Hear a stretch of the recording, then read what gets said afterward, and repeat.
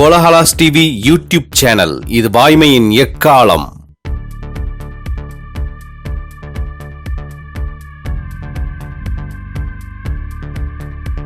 முருக பெருமானுக்கு வணக்கம், மதுரைக்கு வணக்கம், மதுரை மக்களுக்கு வணக்கம். முருக பக்த மாநாட்டை நடத்தும் இந்து முன்னணிக்கும் இந்து முன்னணியின் தலைவர் திரு காடேஸ்வர சுப்பிரமணியம் அவர்களுக்கும் வணக்கம். சஷ்டி கவசத்தை இசைத்த லட்சோப லட்சம் பேரில் இருக்கும் ஒவ்வொருவருக்கும் வணக்கம். மேடையில் உள்ள தலைவர்களுக்கும் எல்லாருக்கும் வணக்கம். மேடையில் இருந்த திரு வன்னிராஜன் அவர்களுக்கும், திரு பக்தன் அவர்களுக்கும், திரு அண்ணாமலை அவர்களுக்கும், திரு எல் முருகன் அவர்களுக்கும், திரு வானதி ஸ்ரீனிவாசன் அவர்களுக்கும், முன்னாள் ஆளுநர் மேதகு தமிழிசை அவர்களுக்கும் வணக்கம். தமிழ்நாடு பிஜேபி தலைவர் திரு நயினார் நாகேந்திரன் சாதனை சேதார் நாகேந்திரன் என்று ஆகி போகிறார். அவருக்கு என் வணக்கம். இங்கு கூடியிருக்கும் சன்னியாசிகள், குருமார்கள், மதாதிபதிகள், ஜீயர்கள் அனைவரையும் எவது திறம் தழுத்தி தலை வணங்குகிறேன். என்னை மதுரைக்கு வரவழைத்தது முருகன். அந்த வெற்றிவேல் முருகனுக்கு, என்னை வளர்த்தது முருகன்.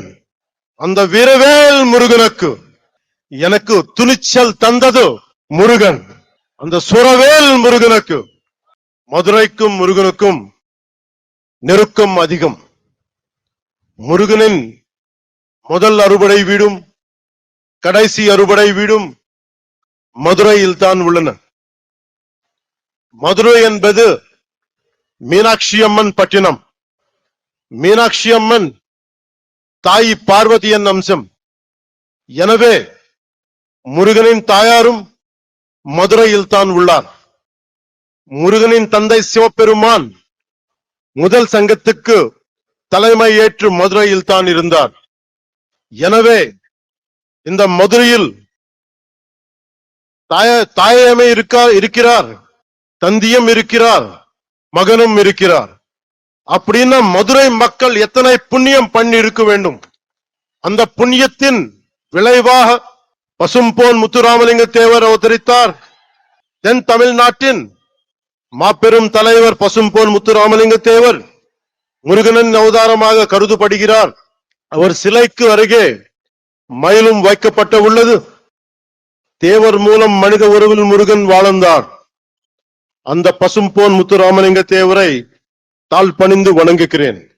இப்போது மதுரையில் நடத்த ஒரு நிகழ்வை சொல்ல போகிறேன். இன்று மீனாட்சி அம்மன் கோயிலுக்கு போறோம், அருளை பெருக்கிறோம், குங்குமம் பெருக்கிறோம், பிரசாதம் கிடைக்கிறது. ஆனால் இந்த தலைமுறைக்கு தெரியாத ஒரு விஷயத்தை சொல்ல போகிறேன். ஒரு காலத்தில் மதுரையே இருண்டு கிடந்தது. நமக்கு ஒளி கொடுக்கும் மீனாட்சி அம்மன் கோயிலில் ஒளி இல்லை. நமக்கு சிந்தூர் கொடுக்கும் மீனாட்சி அம்மன் கோயிலில் சிந்தூர் கொடுக்க ஆள் இல்லை. எந்த ஒளிப்பாடும் இல்லை. கோயில் நொறுங்கி போய் இருந்தது. ஏன் தெரியுமா? 14ஆம் நூற்றாண்டு தொடக்கத்தில் மதுரையை மாலிக் கஃபூர் லூட் பண்ணினான்.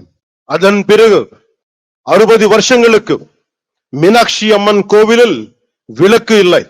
மீனாட்சி அம்மன் கோயில் மூடப்பட்டிருந்தது. அது மதுரையின் இருண்ட காலம்.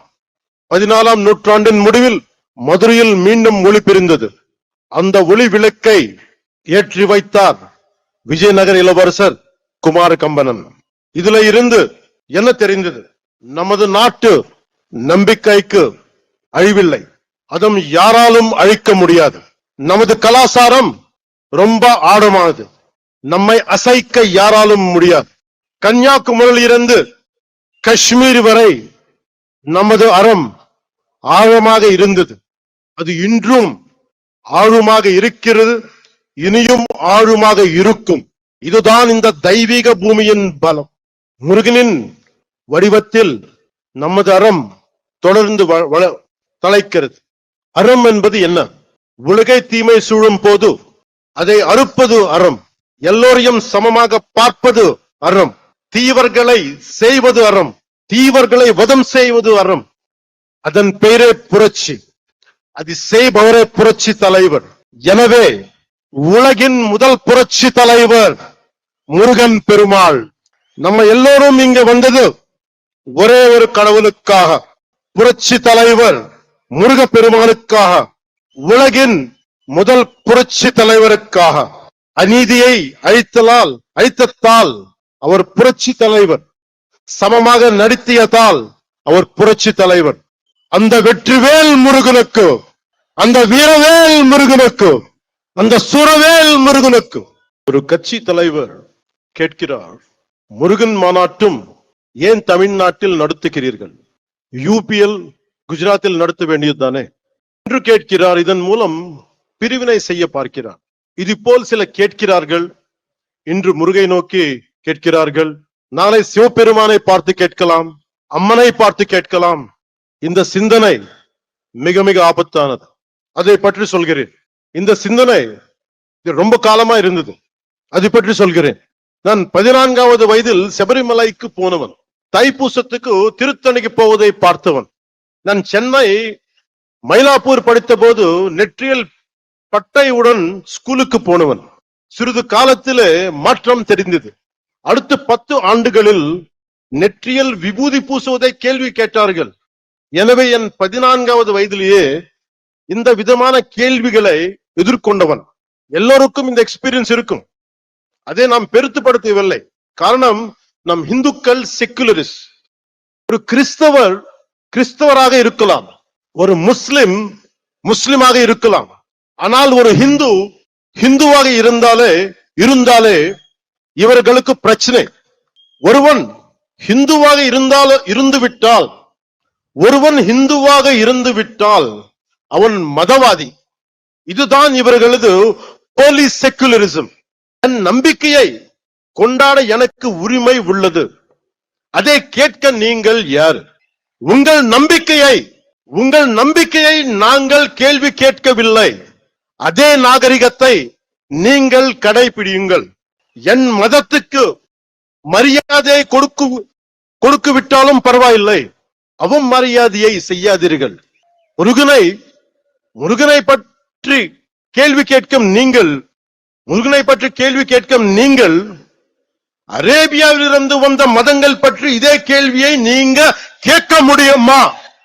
அதற்கான துணிச்சல் உங்களுக்கு உண்டா? அதனால சொல்ற, சீண்டி பார்க்காதீர்கள்.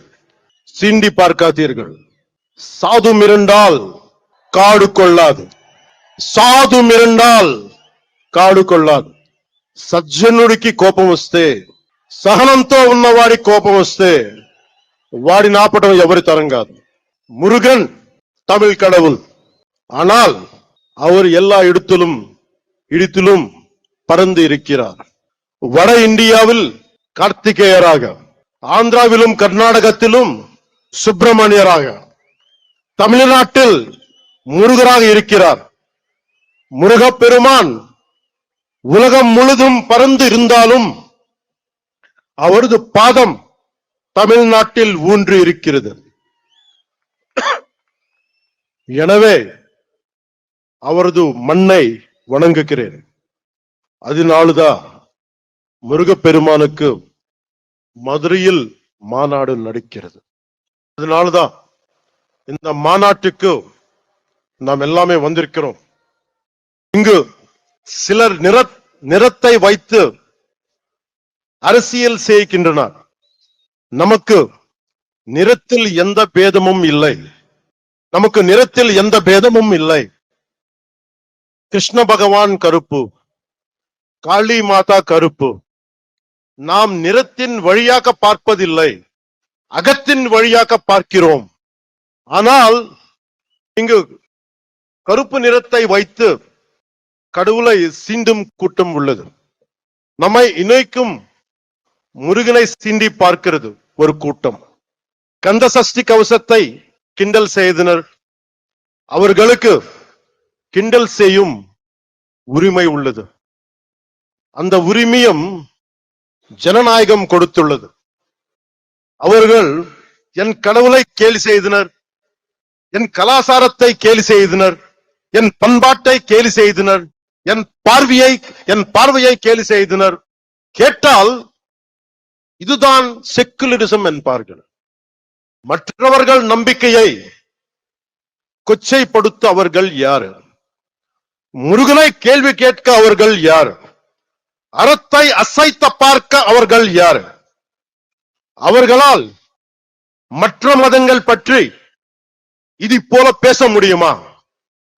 அரேபியாவிலிருந்து வந்த மதங்கள் பற்றி அவர்களால் இப்படி பேச முடியுமா? நம் மதத்தை பற்றி மட்டும் ஏன் இப்படி பேசுகிறார்கள்? நாம் அமைதியானவர்கள், எல்லாவற்றையும் சகித்துக் கொள்ள கூடியவர்கள்.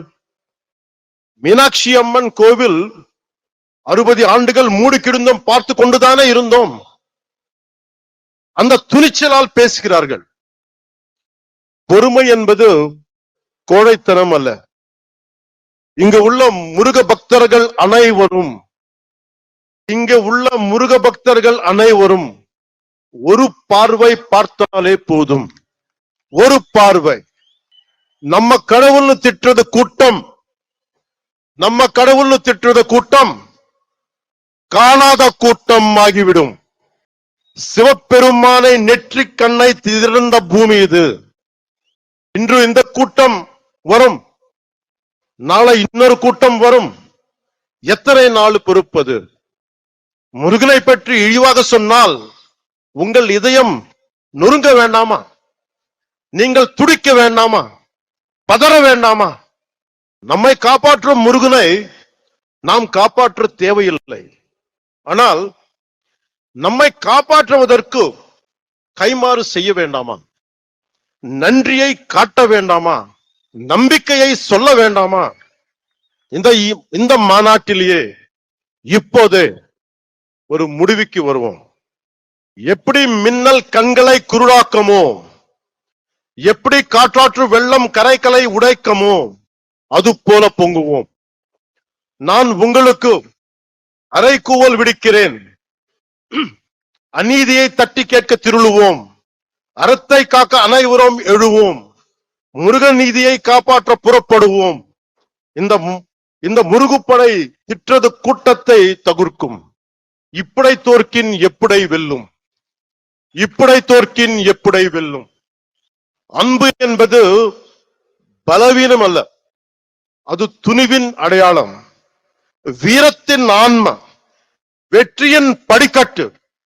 அன்பால் இணைவோம், ஆவேசத்தால் வெல்வோம். சூரபத்மனை வதம் செய்த புரட்சி தலைவர் பாருங்கள். இது கலியுகம். முருகன் நேரில் வரமாட்டார். நாமே முருகனின் உணர்வாக மாறுவோம். நாச சக்திகளை நிர்மூலம் செய்வோம். இந்தியா அரசமைப்பு சட்டம் நமது அறத்தை காக்கிறது. அரசமைப்பு சட்டம் இல்லாத காலத்தில் மாலிக் கஃபூர் வெறியாட்டம் போட்டான். ஆனால் கடந்த 75 ஆண்டுகளாக அரசமைப்பு சட்டம் இருக்கும் போதே ஒரு கூட்டம் ஆடுகிறது. காரணம், நாசசக்திகளை ஆரம்பத்திலேயே கிள்ளி எறியாமல் விட்டுதான். மகாகவி பாரதி சுந்தர தெலுங்குன்னு சொல்லியிருக்கார். அந்த தெலுங்குல ஒரு 2 நிமிடம் பேச என்னை அனுமதிக்குமாறு கேட்டுக்கொள்கிறேன். சொல்றதுக்கு முன்னாடி செக்குலரிசம் பத்தி சொல்றேன். நம்ம நாட்டுல secularism is a convenient word for a lot of people in our country. Specifically, atheists who doesn't believe in God. Hindu மதங்கள், what these atheists say, they don't believe in God. நம்ம கடவுள் நம்ப மாட்டாங்க. கடவுள் நம்ப மாற்றது இல்லைன்னா எல்லா கடவுள் நம்ப கூடாது. பட் இந்த நம்ம நாட்டு atheists எப்படின்னா only Hindu கடவுள் நம்ப மாட்டாங்க. That is the definition of secularists of our country, atheists of our country. This is the issue of our country. Secularism is no discrimination against anybody in the name of religion. நம்ம நாட்டுல secularists no discrimination against anybody in the name of religion except Hinduism, except Hindu gods and Hindu culture. Hindu culture திட்டிட்டே இருங்க, Hindu gods abuse பண்ணிட்டே இருங்க. That is secularism for them. They don't have the guts to point out any other religion except Hindu dharma. இந்த நாத்திகர் கூட்டத்துக்கு, secularist கூட்டத்துக்கு அரசமைப்பு சட்டம் கொடுத்த one great weapon is there. அது என்ன freedom of speech. பேச்சு சுதந்திரம். இஷ்டத்துக்கு பேசுறது. நம்ம கடவுளை திட்டுறது பழக்கமாயிடுச்சு. இவர்கள் கடவுளை திட்டினாலும் நம்ம எல்லாரும் கோவப்படக்கூடாது, கவலைப்படக்கூடாது. ஏன்னா அது பேச்சு சுதந்திரம். அவர் திட்டிட்டே இருப்பாங்க, நம்ம மட்டும் நிம்மதியா இருக்கணும். ஏன்னா நீங்க இந்துக்கள். இது மாறணும். This has to change. If this does not change, it would be very difficult to sustain our religion, our dharma. Anywhere in our country, being a Hindu, I'm not a fanatic Hindu, I'm a committed Hindu. I respect Islam, I respect Christianity. Only நான் கேட்கறது என்னன்னா, don't disrespect my Hindu dharma. நம்ம அறம் பத்தி நீங்க எதுவுமே சொல்லாதீங்க. This is my pleading. 2000 if is there need to translate, someone translate. మీకు కొంతమందికి తెలుగులో మాట్లాడితే అర్థం అవుతుంది అనుకుంటా. 2014లో నేను ఒక పార్టీ ప్రారంభించినప్పుడు తెలంగాణ హైదరాబాద్ లో ఆ రోజు నేను అనుకోలేదు, ఏథెన్స్ కంటే పురాతనమైన నగరం అయిన మదురైలో ఇన్ని లక్షల మంది జనం మధ్య తమిళ్లో నేను గౌరవించే నా తమిళనాడులో, నేను పెరిగిన తమిళనాడులో, నేను ఇష్టపడే తమిళ సంస్కృతి, నాకు సంస్కృతి బీజాలు పోసిన తమిళనాడు, తమిళ భాష, వీటన్నిటిలో నేను ఒకరోజు ఇక్కడికి వచ్చి ఎంతమంది గురువుల మధ్య, ఇంత పెద్ద హిందూ మున్నని పెద్దల మధ్య, ఇన్ని లక్షల మంది ప్రజల మధ్య నేను ఇలాంటి రోజు ఒకటి వస్తుందని నేను ఎప్పుడు ఊహించలేదు. I hope you can translate. நான் 2014ல நான் ஒரு கட்சியை ஆரம்பிக்கும் பொழுது, நான் ஹைதராபாத்ல தெலுங்கானால அரசியல் செய்யும் பொழுது, நான் வளர்ந்த தமிழ்நாட்டுல, நான் படித்த தமிழ்நாட்டுல ஒரு ஆன்மீக பூமியான ஏதென்ஸ் நகரத்திற்கு தொன்மையான நிகரான ஒரு மதுரை மாநகர்ல நான் இந்த மாதிரியான இந்துக்களுக்கான ஒரு கூட்டத்துல என்ன ஒரு சிறப்பு அழைப்பாளராக என்ன அழைத்து இப்படி நீங்க கௌரவிப்பீங்கன்றத நான் நினைச்சு கூட பார்க்கல அப்படின்னு சொல்றார். ఆ సభ ప్రారంభించినప్పుడు నేను నాకు ఇష్టమైన ఒక తెలుగు కవి చదివాను. అది ఎందుకంటే నాకు సుబ్రహ్మణ్య భారతి గారి అచ్చమెల్లె అచ్చమెల్లె పోయం గుర్తొచ్చింది. అదేంటంటే, ఇల్లేమో దూరం, అసలే చీకటి గడాంధకారం, చేతిలో దీపం లేదు, దారంతా గోతులు లోయలు, కానీ ధైర్యమే ఒక కవచం. ఇది తమిళ్లో కొంత నేను చెప్తాను, దీన్ని కరెక్ట్ అయితే మళ్ళీ సార్ మీరు కరెక్ట్ చేయండి. பாதையோ இருட்டு, கையிலே கையிலே விளக்கு இல்லை, வீடோ நெடுந்தொலைவில், வழி முழுவதும் மேடு பள்ளம், மனதில் துணிச்சல் தவிர வேறு இல்லை, அச்சமில்லை அச்சமில்லை அச்சமென்பதில்லையே என்று மகாகவி பாரதி சொல்வாரே, அதுதான் துணைக்கு வந்தது. அச்சமில்லை அச்சமில்லை என்று நம்முடைய பாரதியார் கூறினார். அதை எப்படி என்றால், வீடு தூரத்தில் இருந்தது, ஆனால் கண்ணுக்கு தெரியவில்லை, இருட்டாக இருந்தது, மேடு பள்ளங்கள் நிறைய இருந்தன, ஆனாலும் தைரியம் ஒன்றே அதை கொண்டு அந்த இடத்தை சேர முடிந்தது. அதைத்தான் அவர் அச்சமில்லை அச்சமில்லை அச்சமில்லை என்பதை தைரியத்தோடு நாம் செய்து கொண்டால் எதையும் வெற்றி அடைய முடியும் என்பதை அவர் கூறுகிறார். அதான் திருத்தி சொல்ல சொன்னார். నేను ఈ రోజు ఇలా నిలబడగలుగుతున్నాను అంటే నాకు మురుగన్ చూపించిన దారి, ఆయనకి నా మీద ఉన్న అపారమైన భక్తి. ఆయన చూపించిన దారి ఏంటంటే ధైర్యం, వీరత్వం, ప్రేమతో నిండి ఉంటుంది. முருகன் என்னுடைய கடவுள், எனக்கு தைரியத்தை கொடுத்தவர் அவர்தான். அவர் கொடுத்த ஒவ்வொரு வழியையும் தைரியத்தையும் பார்த்துதான் இன்னைக்கு நான் இந்த இடத்துல நிக்கிறேன்றத சொல்றாரு அவர். మురుగన్ చూపించిన దారిలో నడిస్తే విజయమే వస్తుంది, మంచి కోసం మార్పే తెస్తుంది. முருகன் காட்டின வழியில நாம நடந்தா நல்லதே நடக்கும், வெற்றியே நடக்கும், நமக்கு எல்லாமே நல்லதே நடக்கும், வெற்றி தான் நடக்கும்ன்றத அவர் சொல்றாங்க. ఈ దారి కష్టమైనది, కానీ బలాన్నిచ్చేది, ధైర్యాన్ని నింపేది, అనుకున్నది సాధించేది. இந்த பாதை மிக மிக கடினமானது, ஆனா இந்த பாதையை நம்ம கடந்துதான் ஆகணும். அதுக்கு முருகனை நினைச்சு நம்ம கடுமையாக போராடி நிச்சயமாக வெற்றி அடைய வேண்டும் என்ற நோக்கத்தோட போகணும்னு சொல்றாங்க. మనం వెళ్లే దారిలో, మనం ఎంచుకున్న దారిలో శత్రువులు, అరాచక శక్తులు ఉంటాయి. భయపెడతాయి. కానీ వీరవేల్ వెట్రివేల్ మురుగన్ తోడుండగా మనకేంటి భయం?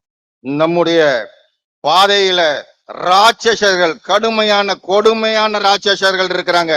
அந்த பாதையில நாம போகும்போது வீரவேல் வெற்றிவேல் என்று சொன்னால் அந்த ராட்சசர்கள், கொடுமையானவர்கள் ஓடி போய் விடுவார்கள் என்று கூறுகின்றார்.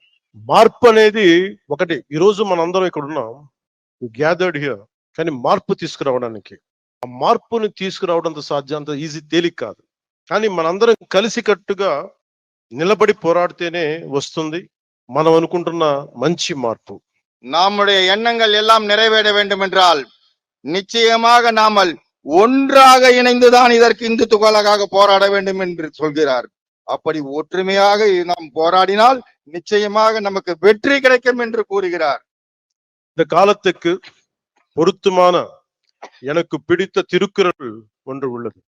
அந்த குறள் சொல்கிறது, சுண்டலிகள் ஆயிரக்கணக்கில் படை எடுத்தாலும் ஒரு நாகுபாம்பு பார்த்து சீறினால் போதும், அந்த எலிக்கூட்டம் காணாத போய்விடும். அதுபோல நமது எதிரிகள் எவ்வளவு பேர் இருந்தாலும் முருகனின் தந்தை சிவபெருமான் கழுத்தில் உள்ள நாகம் பார்த்தாலே போதும், காணாத போய் விடுவார்கள். உங்களுக்கு டிரான்ஸ்லேட் பண்ணணும்னு தேவையில்லை. எனவே மாற்றம் வருவது உறுதி. Change is bound to happen. మార్పు తథ్యం. మనం అనుకున్నది సాధిస్తాం, మన ధర్మానికి నిలబడతామని తెలియజేసుకుంటూ మీ అందరికీ நன்றி, வணக்கம். மாற்றம் ஒன்று மாறாதது. நிச்சயமாக தர்மத்தின் தலைமை நிலை நின்று, தர்மத்தின் பாதை நின்று நாம் ஜெயிக்கத்தான் போகிறோம், ஜெயித்து காட்டுவோம் என்று கூறி நான் வணக்கம் கூறுகிறேன். முருகனை நம்பினால் வெற்றிதான், முருகனை நம்பினால் உயர்வுதான், முருகனை நம்பினால் எழுச்சிதான். அந்த வெற்றிவேல் முருகனுக்கு அரோகரா, அந்த வீரவேல் முருகனுக்கு அரோகரா, அந்த சூரவேல் முருகனுக்கு அரோகரா. நன்றி, வணக்கம்.